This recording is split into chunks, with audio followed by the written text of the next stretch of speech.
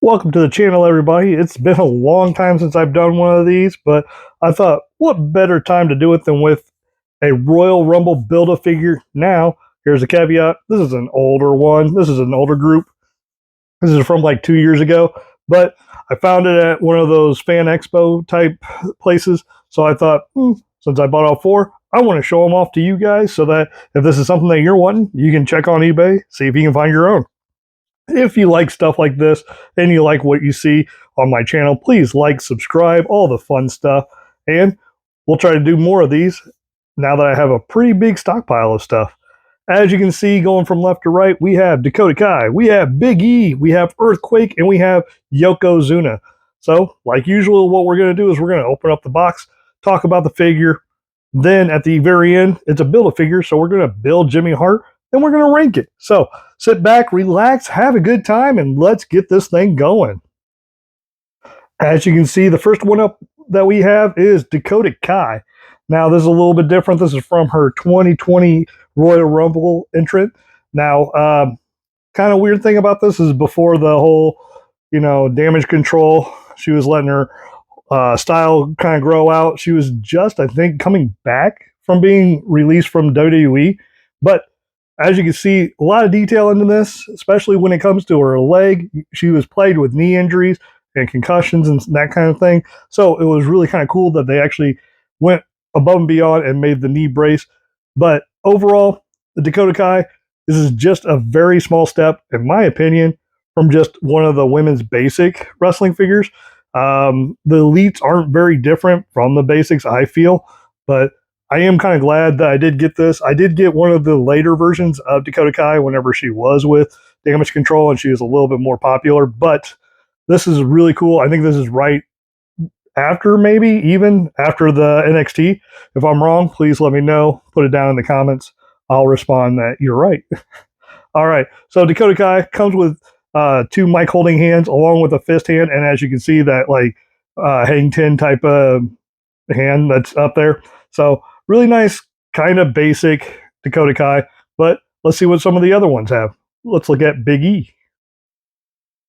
Now, look at this Big E. This Big E is freaking phenomenal, in my opinion. It looks like they spent all the deco art just on one character, and it had to be Big E.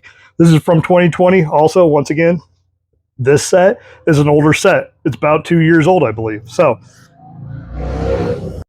but look at the detail in the outfit. As you can see, this is when Xavier Woods gets hurt and they're wearing the get well soon.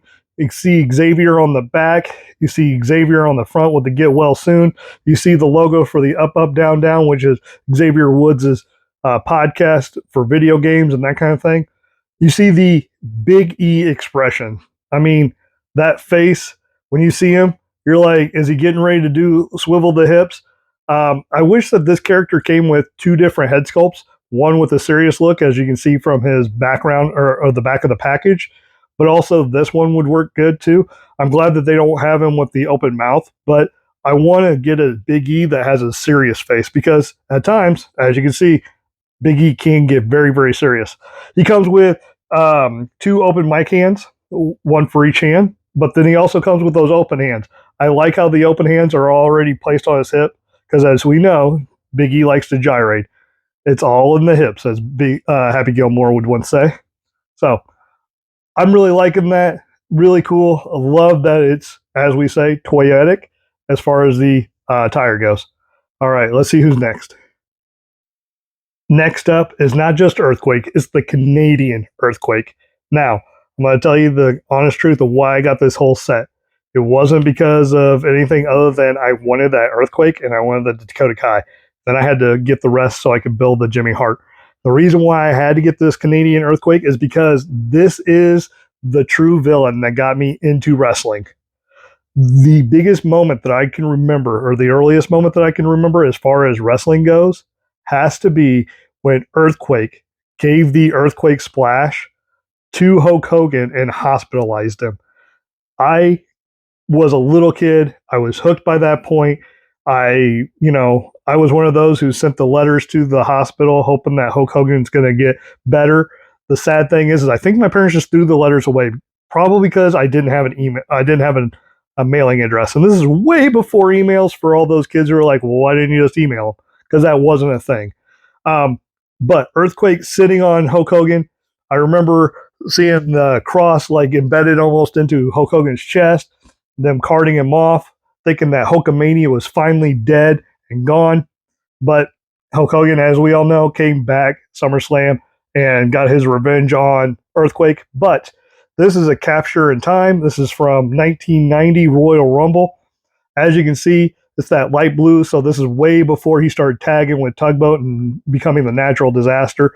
But they had the Canadian flag on his belly, and then the Canadian flags on his boots. Sorry, what are you talking about? Anyway, um, this is the villain that reminds me of it all. I love this figure. I love this look. They got the tattoo down. The only thing that I cannot stand is that his eyes. If you can look at it really close, it's weird. It looks like he's almost cross-eyed. And every single Earthquake wrestler or wrestling figure that they come out with, they do the exact same thing. I don't know why. I hope that if they make another one down the road, they get that head sculpt better. But I do like that this is a little bit different as far as the actual hair goes, because he has a little bit more hair on top. And as some of the other figures have him, he's almost completely bald and has like that big U-shaped bald spot. So really cool, really really good down to the exact moment in 1990. So I really love this. Once again, once I saw this, I was like, I have to have it just for the memory. One more left, and then we got the build Jimmy Hart. All right, last but not least, before Jimmy Hart, is the mighty Yokozuna. This is from his 1993 attire. Not a whole lot that's different as far as this Yokozuna and other Yokozunas, outside of he's wearing white trunks instead of the usual red trunks. He does have his salt bucket with him, but without having Mr. Fuji there, who's going to give him the salt to be able to throw out into the crowd or into people's faces? Pretty plain Jane Yokozuna. We've had multiples of them, even the Ultimate Editions. So, I mean, it's just nice. It is cool because not everybody's going to grab those. So, if you needed one and you wanted to fill out your set, this is a nice way of doing it. Plus, you get a fifth character, which is, like I said, Mouth of the South Jimmy Hart.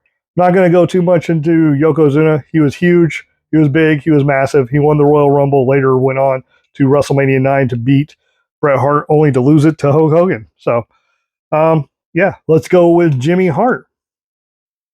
Now we have Jimmy Mouth of the South Hart. Now, one of the biggest referees or managers in all of the late 80s, early 90s, multiple teams, Hart Foundation, Nasty Boys, The Natural Disasters, Hulkamaniacs. I mean, the list goes on and on. Not only did he have that, but he was huge in the music. He did Shawn Michaels' theme song. He did the NWO Wolfpack music.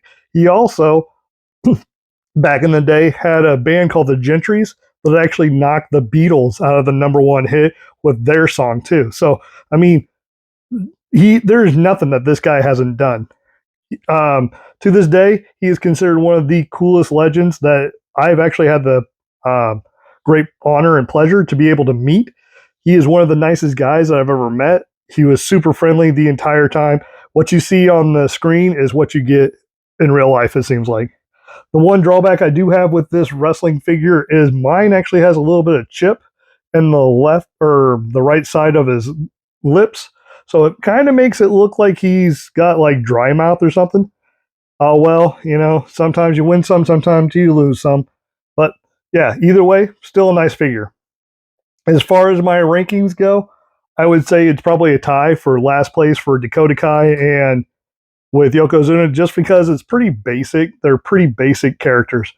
Mouth of the South comes in next, just because he has that microphone, that face, very toyetic, very outlandish outfit. You can use that for multiple of his managing jobs throughout his tag team career and his singles competition, so that you can pair him with other characters. Then the next one, second to last, would probably be Earthquake, just because he had such a big impact on my wrestling stardom.